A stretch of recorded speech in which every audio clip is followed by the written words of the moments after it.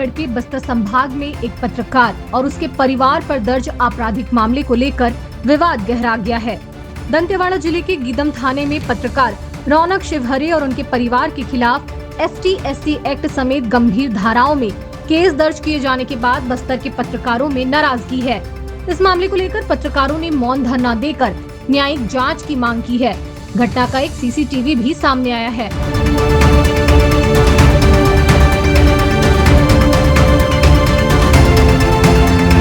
ये CCTV footage 6 मार्च की बताई जा रही है, जिसमें एक ट्रैक्टर कथित तौर पर पत्रकार रौनक शिवहरे के घर के सामने घुसता हुआ दिखाई दे रहा है। आरोप है कि ट्रैक्टर चालक नशे की हालत में था और उसने रौनक शिवहरे की स्कूटी को टक्कर मार दी। परिजनों का कहना है कि इस दौरान उनके पिता और 2 साल की बच्ची को भी ट्रैक्टर से कुचलने की कोशिश की गई। हालांकि दोनों बाल बाल बच गए। घटना की जानकारी मिलने के बाद जब पत्रकार रौनक शिवहरे मौके पर पहुंचे तो ट्रैक्टर चालक से उनका विवाद हो गया। इसके बाद मारपीट की स्थिति भी बन गई, जिसका वीडियो भी सामने आया है। आरोप है कि घटना के बाद रौनक शिवहरे ने गीदम पुलिस थाने में शिकायत की, लेकिन उनकी शिकायत पर FIR दर्ज नहीं की गई। उल्टा ट्रैक्टर चालक और उसके सहयोगियों के दबाव में पुलिस ने पत्रकार रौनक शिवहरे और उसके माता पिता के खिलाफ ST/SC एक्ट समेत अन्य धाराओं में मामला दर्ज कर उन्हें जेल भेज दिया। इस कार्रवाई के विरोध में दक्षिण बस्तर पत्रकार संघ के बैनर तले बस्तर के पत्रकारों ने विरोध जताया। 16 मार्च को दंतेवाड़ा के दुर्गा मंडप में पत्रकारों ने मौन धरना देकर मामले की न्यायिक जांच की मांग की।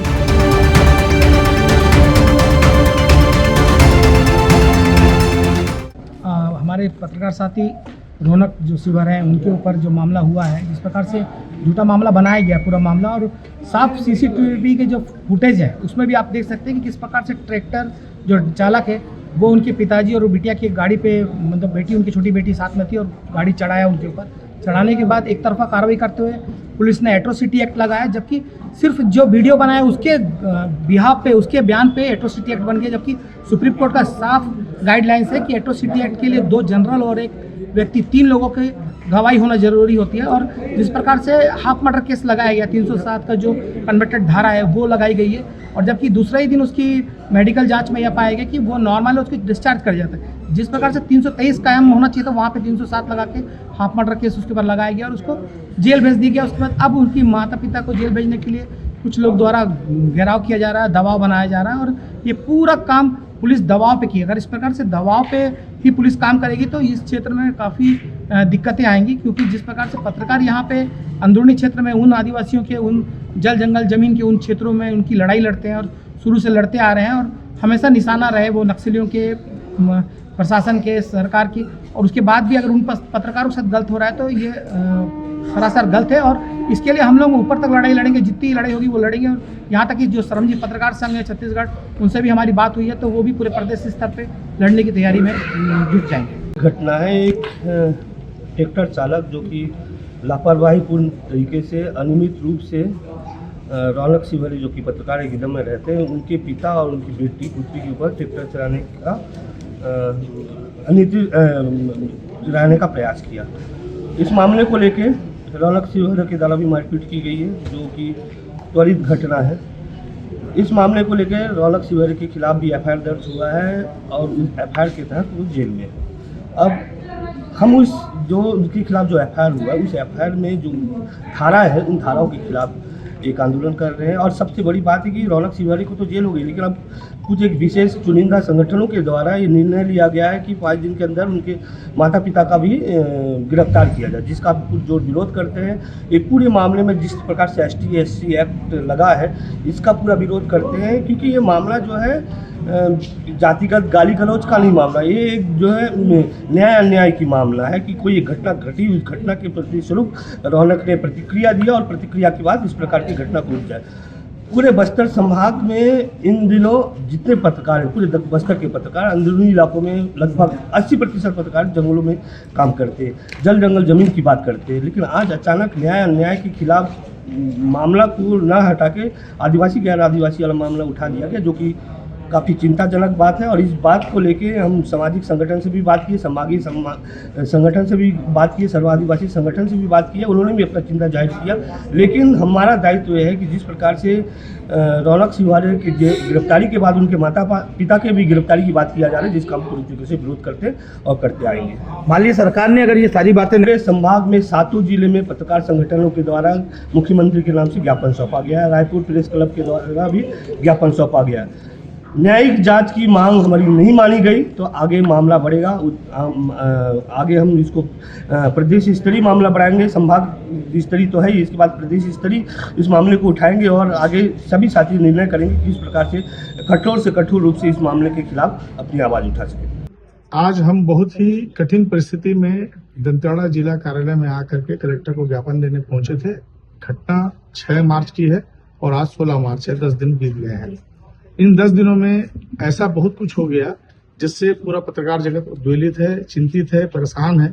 और वो अपने साथी रौनक सिंघारे के खिलाफ जो एट्रोसिटी का एक्ट लगा है, उस मामले को लेकर के बहुत ही ज्यादा गंभीर परिस्थिति को देखते हुए एक निर्णय लिया कि मौन धरना प्रदर्शन किया जाएगा। उसके बाद कलेक्टर को ज्ञापन देकर के मुख्यमंत्री से इस मामले की न्यायिक जांच की मांग की जाएगी, ताकि न्यायिक जांच से ये स्पष्ट हो सके कि चूंकि आदिवासी बहुल ये जो जिला है, ये जो संभाग है, यहाँ पर सामाजिक समरसता को किसी तरह का खतरा पत्रकारों से उत्पन्न न हो और यह बात स्पष्ट हो कि दो पक्षों के विवाद के बीच में उत्पन्न स्थिति किसी भी तौर से न्यायपूर्ण नहीं है कि उसको एट्रोसिटी के मामले में शामिल करके उस पूरे मामले को विवादित किया जाए। हमने न्यायिक जांच की मांग की है और उसके लिए हम लगातार प्रयासरत रहेंगे। हमारी कोशिश है कि इस पूरे मामले में जिन भी तत्वों ने माहौल को बिगाड़ने का प्रयास किया है, प्रयोग किया है, उन सभी पर प्रशासन और सरकार जो है कार्रवाई करे। इस पूरे प्रकरण में क्या कुछ खामियां देख पा रहे हैं अभी आप? इस पूरे प्रकरण में सबसे बड़ी बात यह है कि जो एक एट्रोसिटी का जो मामला है बहुत संवेदनशील मामला है और ये आदिवासी और अनुसूचित जनजाति के जो लोग हैं उनके संरक्षण के लिए कानून बनाया गया है। और इस कानून का दुरुपयोग यदि उस प्रक्रिया के पालन किए बगैर यदि होगा तो ये बहुत ज्यादा खतरनाक होगा। इसको लेकर के चूंकि अब तक एक व्यक्ति से दूसरे व्यक्ति का मामला नहीं है, पत्रकार संस्थागत होता है, उसकी ना कोई जाति होती है ना कोई धर्म होता है, पत्रकार सबके लिए होता है। और जब यदि पत्रकार बस्तर में अलग अलग इलाकों में, ग्रामीण इलाकों में, चाहे कोंटा हो, कटकेलान हो, कुआकोंडा हो, जहां पर बहुतायत के संख्या में आदिवासी रहते हैं, और यदि पत्रकार पर ही उंगली उठेगी कि ये आदिवासियों के खिलाफ और उनको प्रताड़ित करने का काम करते हैं तो बहुत दुर्भावनापूर्ण बात हो जाएगी। इसलिए हम न्यायिक जांच की मांग करते हैं। दंतेवाड़ा में मौजूदा परिस्थितियों को अगर देखा जाए, जिस तरीके की परिस्थितियां उत्पन्न हो रही हैं, तो क्या कुछ कहना चाहेंगे उस पर जो अभी हाल में 4-6 महीने में घटा है? ये दरअसल ये हमें इस कदम में इसलिए भी आना पड़ा चूंकि ये रौनक सिंघारे की जो घटना है वो पहली घटना नहीं है, इस 6वीं 7वीं घटना है। ये पूरी सीरीज पिछले 3-4 महीने में घटी है, अलग अलग इलाकों से, किसी के साथ मारपीट, किसी के साथ लूट, किसी के साथ दंडुम की व्यवस्था और तमाम तरह की परिस्थितियां बनी। और ये अंततोगत्वा एक एट्रोसिटी का मामला जो आया है वो भी पत्रकार के खिलाफ आया है और पत्रकार जेल चला गया है। और उसके माँ बाप के खिलाफ भी जो है जिस तरह से एक दबाव बनाने की कोशिश हो रही है एक समाज के द्वारा, समाज के कुछ उपद्रवी तत्वों द्वारा, उसको लेकर के हमारी चिंता है। जो हम मांग कर रहे हैं, न्यायिक जांच की मांग कर रहे हैं, अगर मान लीजिए कि अगर सरकार इस पे स्टैंड नहीं लेती तो पत्रकारों का अगला कदम क्या होगा? देखिए, चूंकि ये समवेत निर्णय है कि आज जो पहला कदम था मौन धरना का, मौन धरना के बाद जो दूसरा कदम है वो क्या होगा, ये सब मिल करके तय करेंगे। कि चूंकि हम 48 घंटे से 72 घंटे का समय देना चाह रहे हैं सरकार को कि वो न्यायिक जांच की प्रक्रिया को शुरू करे, ताकि जो एट्रोसिटी का जो धाराएं लगाई हैं, जो 307 की जो धारा लगाई है, वो उस तरह की धाराओं में ये जान से मारने का, यानी गैर इरादतन हत्या का मामला नहीं है। ये एक आपसी विवाद के बाद एक हमले में घायल व्यक्ति का मामला है। और इसकी जांच के मामले इसीलिए कर रहे हैं कि इस मामले को लेकर के यदि सरकार या शासन या प्रशासन से समयबद्ध तरीके से न्यायिक जांच की व्यवस्था नहीं होती है तो इसके बाद हम पत्रकारों के द्वारा फिर से चयन किया जाएगा कि आगे क्या करेंगे। धरना प्रदर्शन के बाद पत्रकारों ने कलेक्टर की अनुपस्थिति में एसडीएम को ज्ञापन सौंपकर पूरे मामले की न्यायिक जाँच कराने की मांग की। तो पत्रकार संघ द्वारा जो गीदम में घटना हुई थी उसके परिप्रेक्ष्य में पत्रकार संघ द्वारा आज सोमवार को कलेक्टर महोदय के नाम से ज्ञापन दिया गया है। इसमें जताई गई जो भी पत्रकार संघ द्वारा जो उनका वो है क्या बोलते हैं, उनके द्वारा दिया गया जो मांग है या फिर उनके द्वारा जो रेज किया गया इशू है उसको इस ज्ञापन के द्वारा कलेक्टर महोदय को सौंपा जा रहा है। आज उनके बिहाफ में मैं ये ज्ञापन रिसीव कर रहा हूँ कलेक्ट्रेट दंतेवाड़ा परिसर के सामने। सर क्या इशू है वो जो पत्रकारों ने दिया है? न्यायिक जांच की बात है सर इसमें। इसमें कुछ दिनों पहले गीदम में हुई एक घटना के परिप्रेक्ष्य में जो जांच है उसमें उसके संबंध में ज्ञापन सौंपा गया है पत्रकार संघ के द्वारा। इस मामले को लेकर पत्रकारों ने दंतेवाड़ा के पुलिस अधीक्षक गौरव राय से भी मुलाकात कर अपनी चिंताएं रखी। एसपी ने आश्वासन दिया है कि पूरे मामले की निष्पक्ष जांच कराई जाएगी और किसी भी पक्ष के दबाव में कार्रवाई नहीं की जाएगी।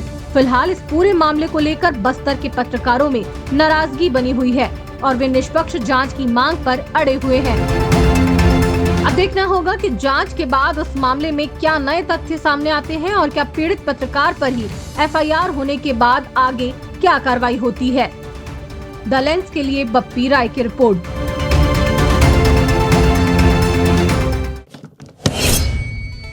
देश दुनिया की रखी खबर हर रोज हर शाम कानो कान सुनते रहें द लेंस पॉडकास्ट। रही अपडेट लेंस के साथ।